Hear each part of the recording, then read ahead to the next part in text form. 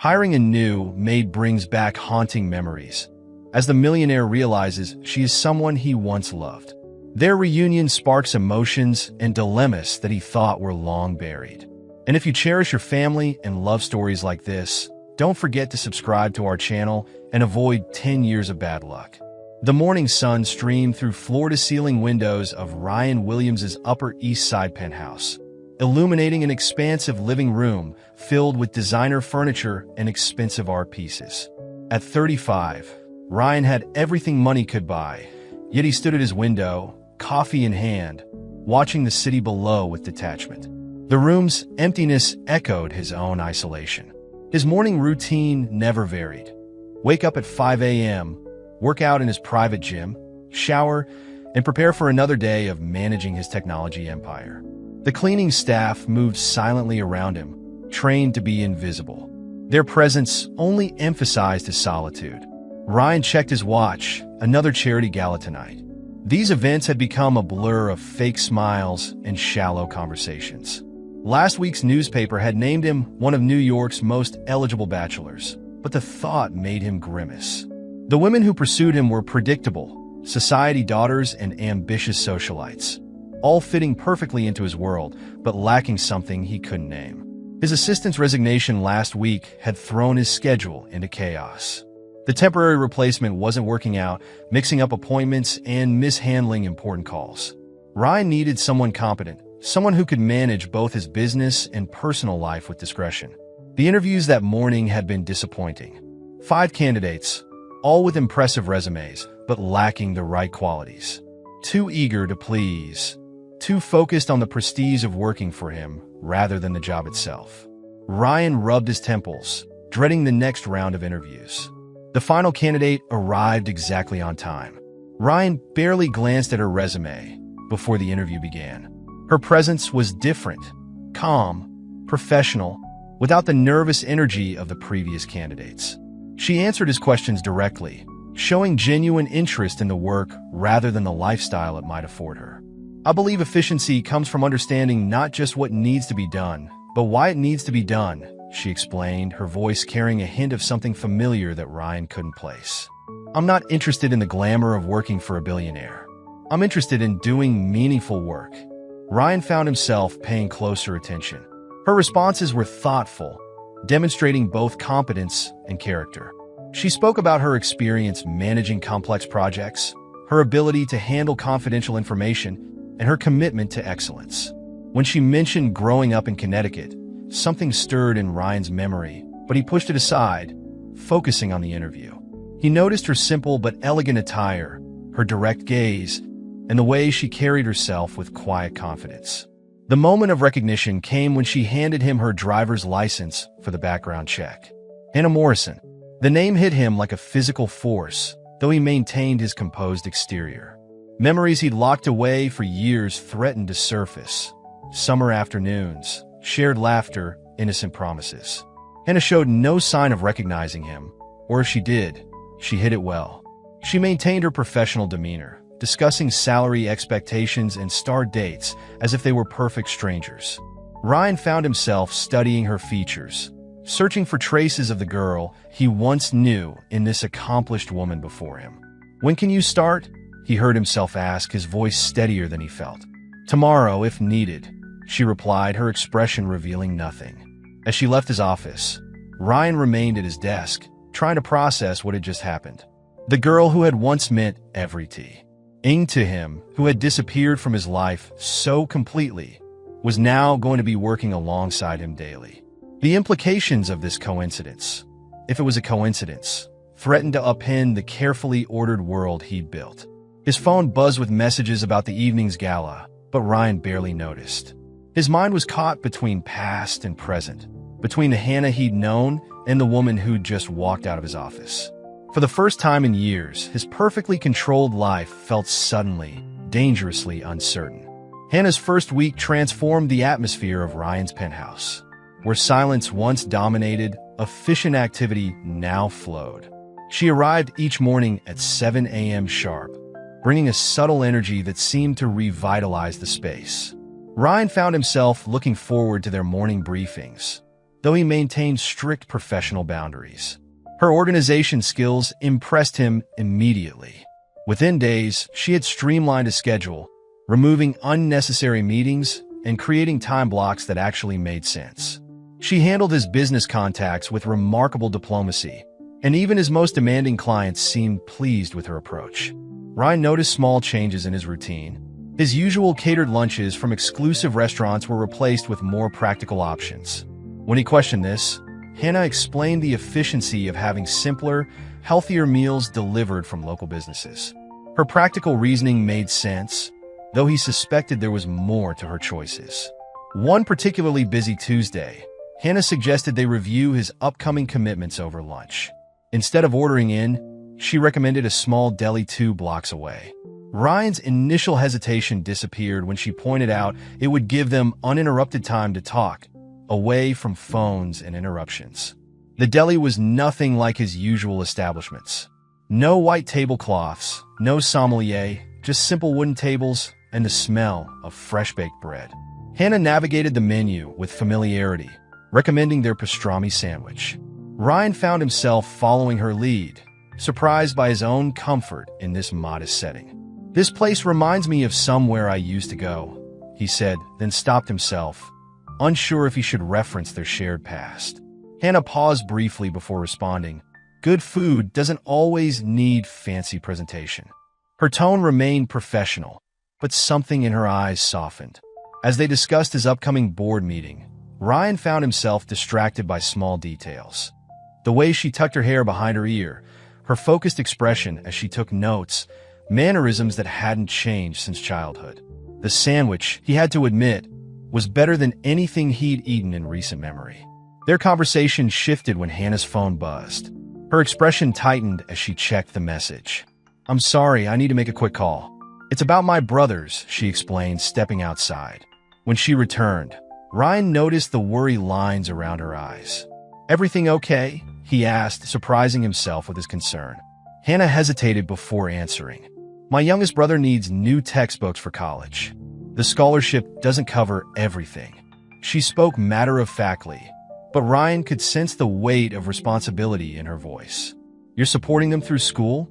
he asked, remembering suddenly that Hannah had always talked about having a big family. "Someone has to," she replied, then quickly redirected the conversation to his schedule. But Ryan had seen enough. The contrast between his world of excess and her world of careful budgeting and responsibility was stark. As they walked back to the office, Ryan found himself hyper-aware of their differences. Hannah's clothes, while professional, were clearly chosen for durability rather than designer labels. Her lunch choice wasn't just about efficiency. It was about practicality and budget. In his office later that day, Ryan caught himself watching Hannah through the glass partition as she efficiently managed his affairs. She was different from everyone else in his world. Genuine, unpretentious, focused on what mattered rather than what impressed. The attraction he felt wasn't just about their shared past or her beauty. It was about who she was now. The day ended with Hannah presenting him with a reorganized contact list and an optimized schedule for the next month. As she explained her systems, Ryan realized he'd been more engaged and productive today than he had been in months. Hannah's presence was changing things, changing him, in ways he hadn't expected and wasn't sure he was ready to acknowledge. The weekend street fair wasn't Ryan's typical scene, but Hannah had convinced him it was important to understand the local community where his company was expanding. The sun was bright, the air filled with the scent of food vendors and the sound of live music. Ryan felt oddly exposed without his usual business attire, dressed in jeans and a simple button-down shirt at Hannah's suggestion. "You can't properly experience a street fair in a three-piece suit," she had said, and he had to admit she was right. Walking among the crowds, nobody recognized him as the billionaire CEO. It was surprisingly refreshing.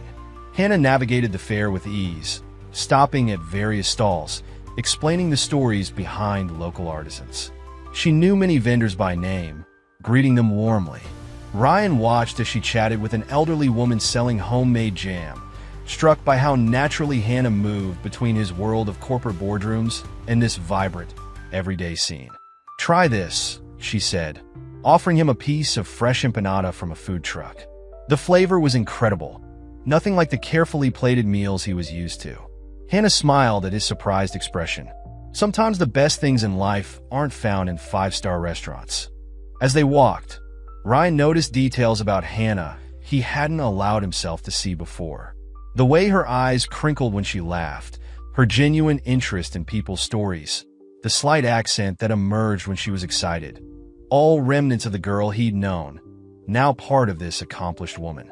Later that evening, they ended up on his penthouse terrace. The city lights sparkled below, but the atmosphere felt different from his usual business entertaining.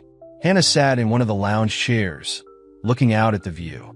"I never thought I'd be sitting here," she said quietly. "Life takes strange turns. You want to talk about it?" Ryan asked, sensing she had more to say. Hannah was quiet for a moment. "After you left Connecticut, things got tough. Dad lost his job at the factory, Mom got sick. I was the oldest, so I had to step up, started working after school, then put college on hold to help with the bills." Ryan listened, feeling a mix of guilt and admiration. While he'd been attending private schools and building his empire, Hannah had been fighting to keep her family afloat. "I did eventually finish college, night classes, weekend courses, whatever I could manage while working full-time. My brothers were young. They needed stability. Someone had to make sure they had opportunities." "That must have been difficult," Ryan said, thinking of his own privileged path. "It was what needed to be done," Hannah replied simply. "But it taught me what really matters. Success isn't just about money or status. It's about the impact you have on others." The silence that followed was heavy with unspoken words. Ryan felt the weight of their different paths, the years that had separated them.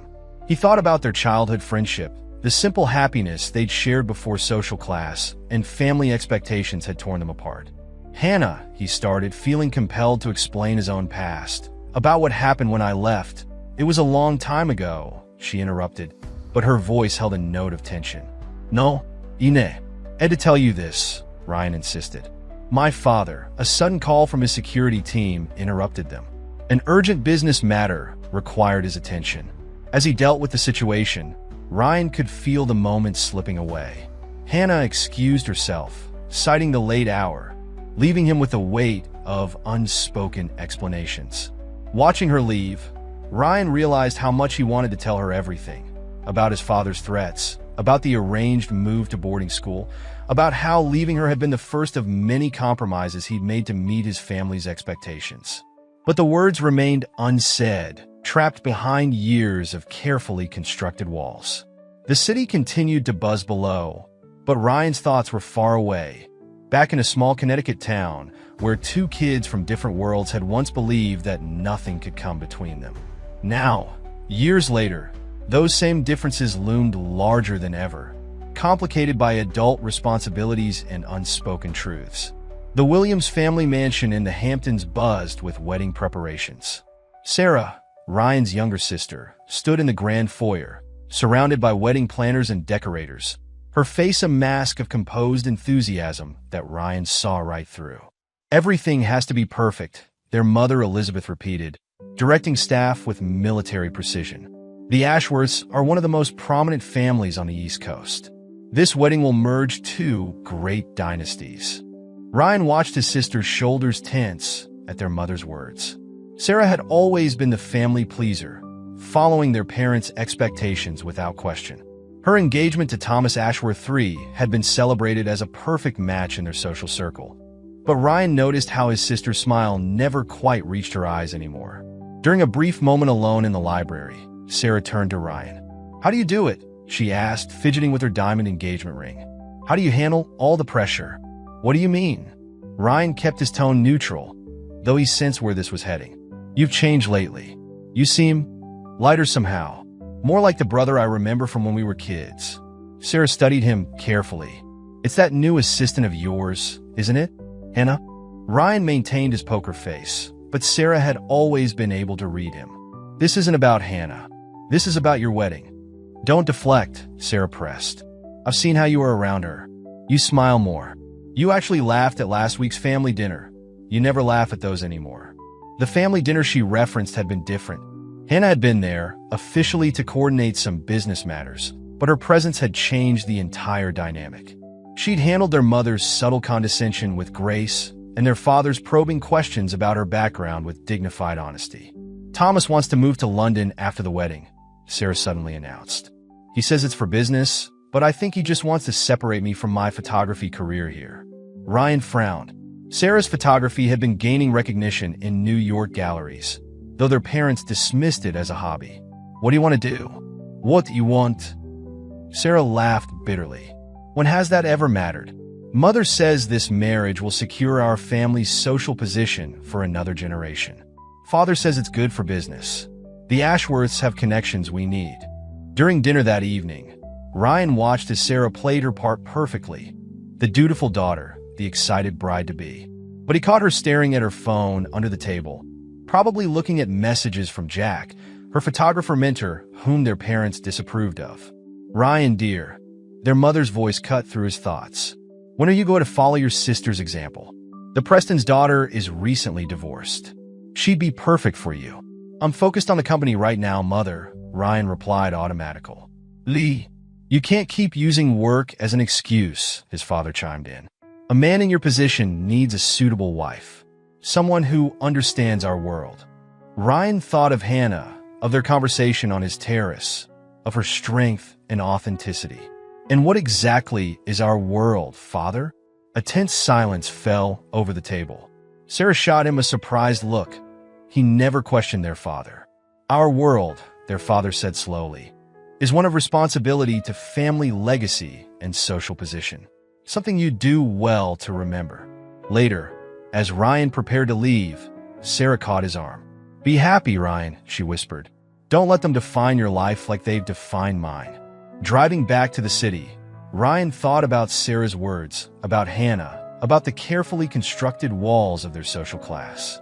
His phone buzzed with a message from Hannah about tomorrow's schedule, and he felt that now familiar warmth in his chest. He realized that Sarah was right. He had changed. Hannah's presence in his life was making him question everything he'd accepted as unchangeable. But with that awareness came fear. He'd once lost Hannah to family expectations. Could he risk defying those expectations now, when the stakes were even higher? The envelope sat on Hannah's desk like a ticking bomb. Ryan noticed it immediately when he entered the office that morning. Crisp, official letterhead from Global Aid Initiative, one of the world's largest humanitarian organizations. Hannah's expression was unreadable as she handed him his morning coffee. I received an offer, she said directly, her voice steady but quiet. They want me to head their Southeast Asian education program. It's everything I've ever wanted to do. Ryan felt his chest tighten. Where would you be based? Singapore. Initially for 2 years, with potential extension. Hannah's fingers twisted together, a nervous habit he remembered from their childhood. They need an answer within the week. The news hit Ryan harder than he expected. He'd grown dependent on Hannah's presence, not just professionally, but personally. The thought of her leaving created a hollow feeling he wasn't prepared for. When did you apply? He asked, trying to keep his voice neutral. 3 months ago, before... She paused, leaving the words before us unspoken. Before I started working here. Throughout the day, Ryan found himself watching Hannah more intently than usual. She worked with her typical efficiency, but there was a new tension in her shoulders. During their afternoon meeting, she outlined the transition plan she'd already prepared, ever professional. I haven't accepted yet, she said softly as she finished her presentation. But you want to, Ryan replied. Not a question, but a statement. Ryan, Hannah's professional facade cracked slightly. We need to talk about what's happening between us. They moved to the privacy of the terrace, the city sprawling below them as usual, but now it felt like it was pulling them in different directions. I grew up watching my parents struggle, Hannah began. My mother's dreams got smaller every year until they disappeared completely. I promised myself I would never let that happen to me. Is that what you think would happen if you stayed? Ryan asked, hurt creeping into his voice. Look at us, Ryan. Look at this. She gestured to the penthouse, the view, the life he lived. We're from different worlds. Your family would never accept me. Society would never accept us. I'd always be the girl from the wrong side of the tracks who somehow trapped the billionaire. You don't know that, Ryan protested, but Hannah's bitter laugh cut him off. I saw how your mother looked at me at that dinner. I heard the whispers at your sister's engagement party. This isn't a fairy tale, Ryan. Real life doesn't work that way. So you're running away? The words came out harsher than he intended. I'm being realistic, Hannah countered. This job, it's a chance to make a real difference, to help children who deserve better opportunities, just like my brothers did. Ryan stepped closer to her. And what about us? Is there even in US, Ryan? Hannah's voice trembled slightly. We've been dancing around this for weeks. You can't even acknowledge what's happening between us to your family. The truth of her words stung. He had kept their growing connection hidden, worried about complications, about his family's reaction, about the business implications. I care about you, he said finally. Sometimes caring isn't enough.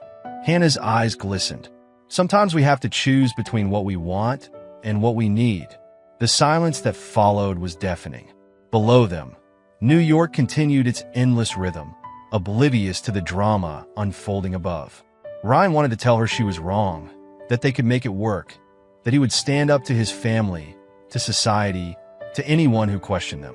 But the words stuck in his throat, years of conditioning holding them back. I need time to think, Hannah said finally, gathering herself. And you need to decide what you really want, Ryan. Not what your family wants, not what society expects. What you want. She left him standing on the terrace. The Singapore offer letter, a physical reminder of the distance that could soon separate them. Ryan stared at the city lights, feeling more lost than he had in years. The carefully ordered world he'd built was crumbling, and he wasn't sure if he should try to save it or let it fall. The following days in the office felt like walking on broken glass. Ryan and Hannah maintained their professional relationship, but the underlying tension was palpable. Every interaction was carefully measured, every word chosen with deliberate precision. During a particularly tense board meeting, Ryan found himself distracted by Hannah's absence. She had taken a personal day, presumably to consider the Singapore offer. The board members droned on about quarterly projections, but his mind kept wandering to their last conversation.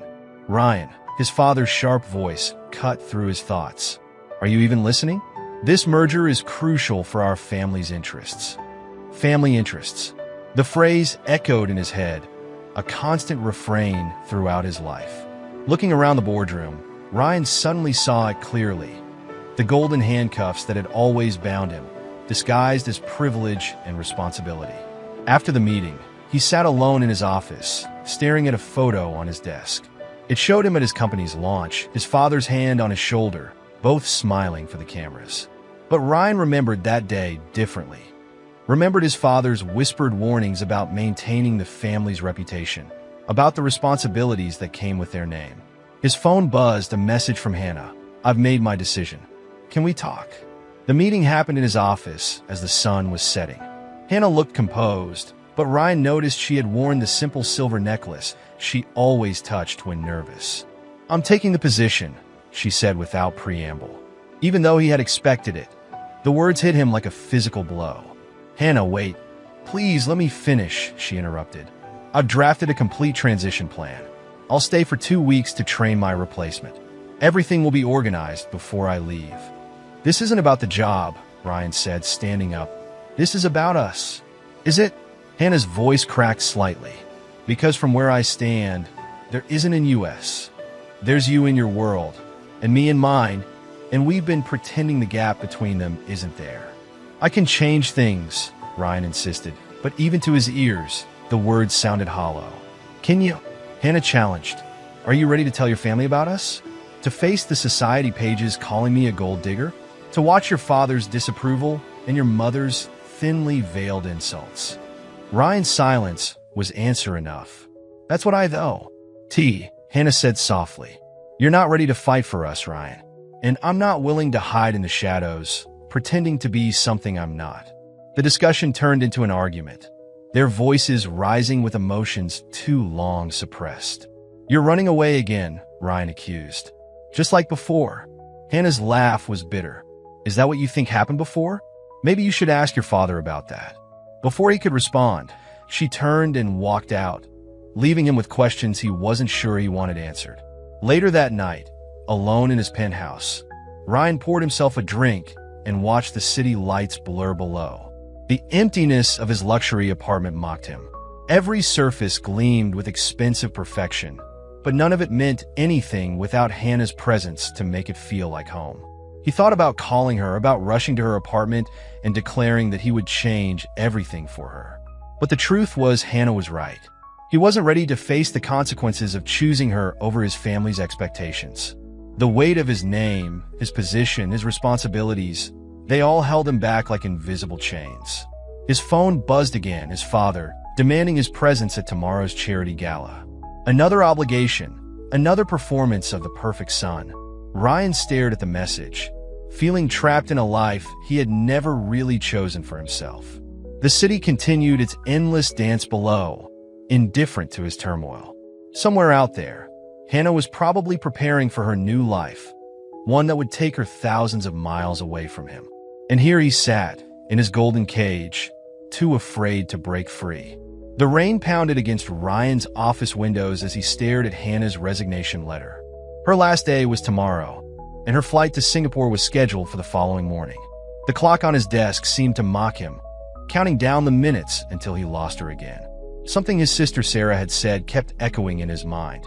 Sometimes the biggest regrets come from the chances we were too afraid to take. She had called off her wedding to Thomas Ashworth III that morning, causing a scandal in their social circles.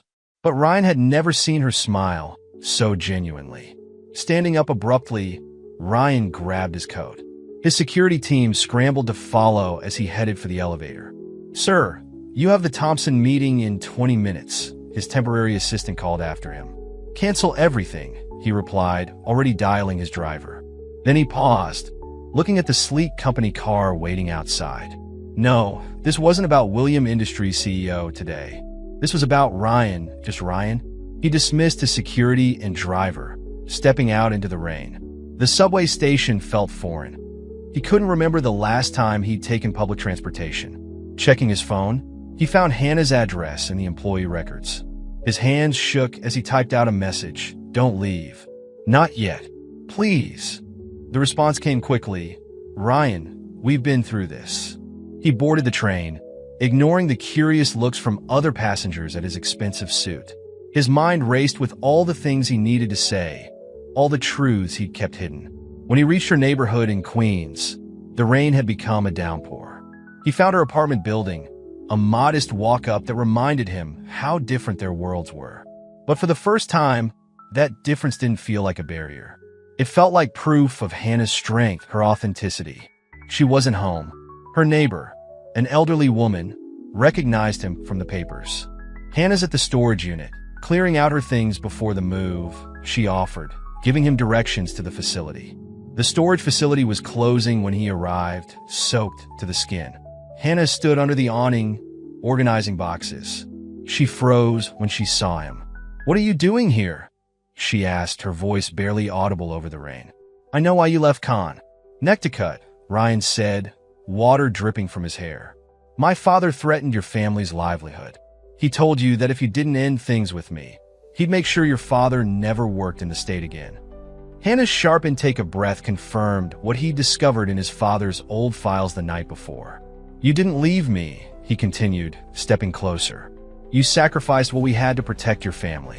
And now you're doing it again, running to Singapore because you think you don't belong in my world." "Ryan, no, let me finish. I've spent my entire life living up to expectations, being the perfect son, the perfect CEO, maintaining the perfect image. But none of it means anything without you. I don't want perfect. I want real. I want you." The rain continued to fall between them, but neither moved. "Your family," Hannah started. "Sarah called off her wedding this morning," Ryan interrupted. "She's moving to Paris to pursue photography. She taught me something important. We can't live our lives for other people, even family." "It's not that simple," Hannah protested, but he could see her resolve wavering. "It is that simple. I love you, Hannah. I loved you when we were kids, and I love you now. Everything else, the money, the status, the family name, it's all just noise." Before Hannah could respond, Ryan's phone rang. The screen showed his sister's name, her timing as terrible as ever. Sarah's panicked voice cut through the rain-soaked moment. Ryan, everything's falling apart. The press, they're saying Thomas was involved in insider trading. Dad knew about it. There are federal investigators at the house. Ryan's world tilted. He met Hannah's concerned gaze as he listened to his sister's frantic explanation. The Ashworth scandal wasn't just about a canceled society wedding anymore. It was about fraud, corruption, and his family's possible involvement. They're saying Dad used information from Thomas to make trades, Sarah continued, her voice breaking. The FBI is seizing documents. Mom's having a breakdown. I don't know what to do. Hannah stepped closer, close enough to hear Sarah's words. Without hesitation, she took Ryan's free hand, squeezing it supportively. Where are you? Ryan asked Sarah. At the Hampton house. Mom's locked herself in the study, and Dad's lawyers are telling him not to talk to anyone, even family. Ryan, I'm scared.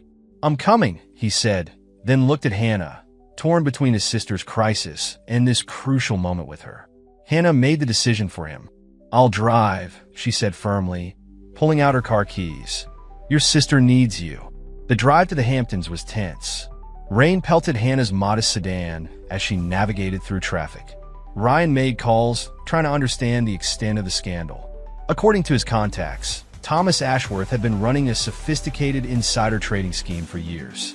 The evidence suggested William Williams, Ryan's father, had been a willing participant. This could destroy everything, Ryan said quietly. The company, our reputation, the company is more than just your father, Hannah replied, her eyes on the road. You've built something real there, Ryan. Something honest. They arrived at the Hampton estate to find it surrounded by news vans. Hannah smoothly turned down a service road she remembered from catering jobs in college, avoiding the media circus. Sarah met them at the kitchen entrance, her eyes red from crying. She stopped short when she saw Hannah, then surprised them both by hugging her. Thank God you're here, Sarah said to them both. Dad's barricaded himself in his office with his lawyers, and Mom's having hysterics about the social fallout. The FBI wants to interview everyone who might have known about the trading. Ryan straightened his shoulders, slipping into crisis management mode.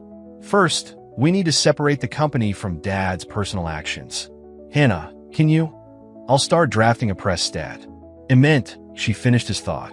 We'll need to emphasize the company's compliance procedures and your commitment to transparency. For the next few hours, they worked as a team. Hannah coordinated with the PR team, while Ryan dealt with the board members, and Sarah managed their mother. Her practical approach and clear thinking helped cut through the chaos. Why are you helping us? Sarah asked Hannah during a quiet moment.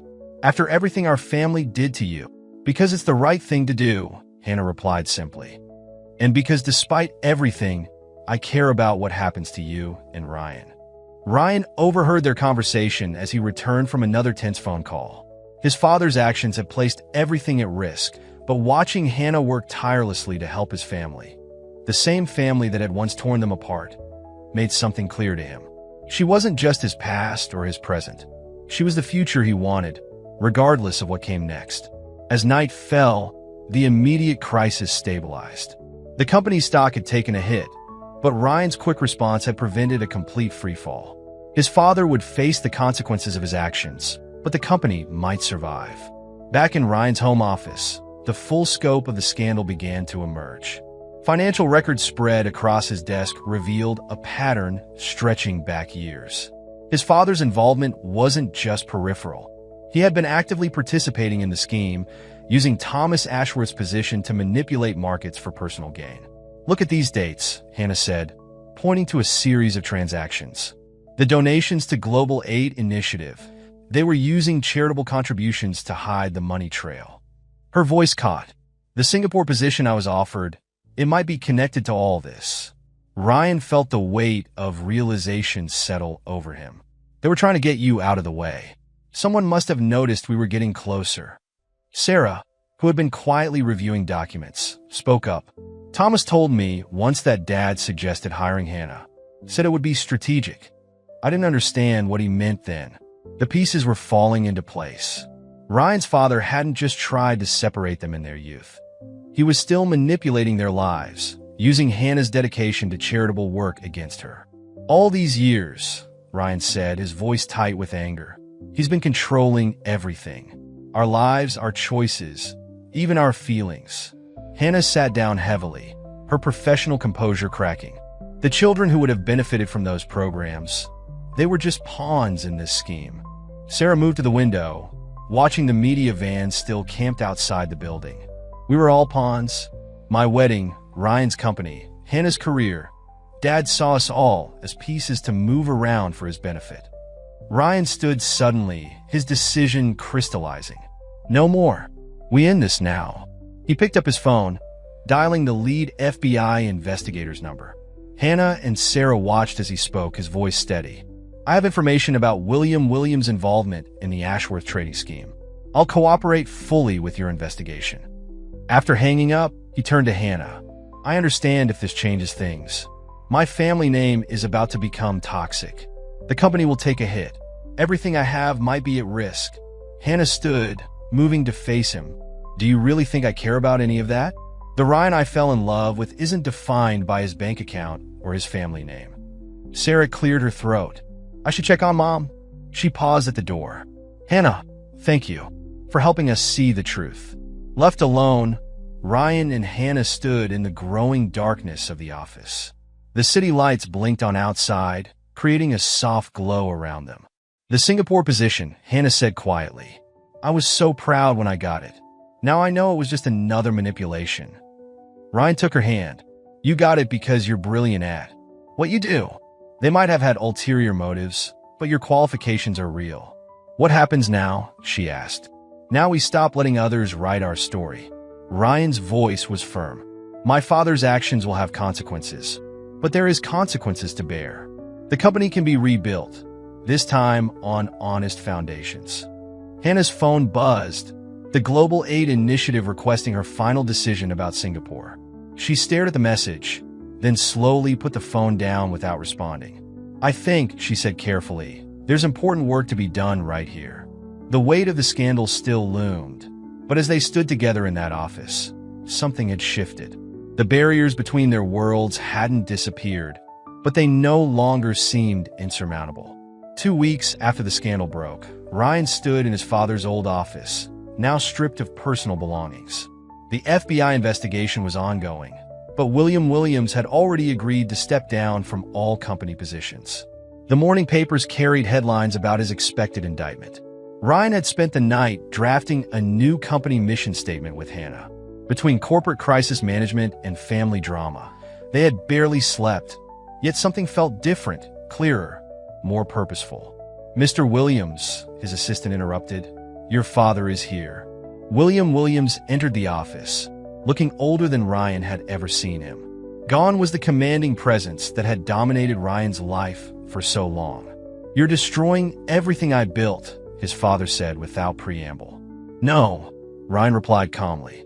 I'm rebuilding what you destroyed. There's a difference. All of this because of that girl?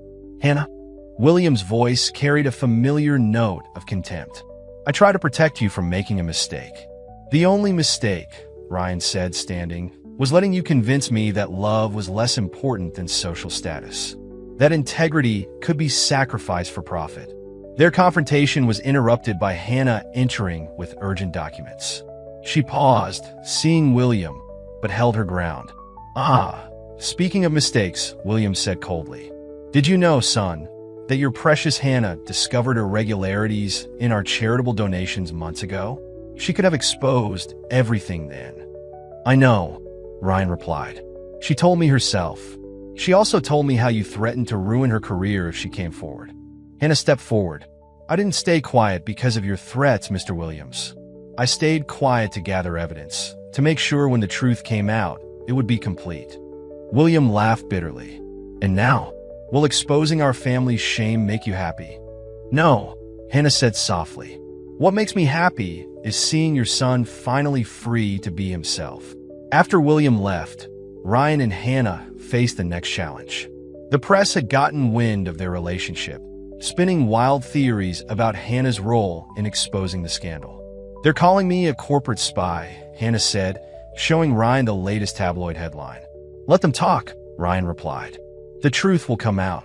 That evening, They met Sarah at a small restaurant, the same deli where they'd had lunch months ago. She brought news about their mother, who had checked herself into a wellness retreat. She's actually doing better away from all the society pressure, Sarah reported. Maybe this whole mess is forcing us all to reevaluate what matters.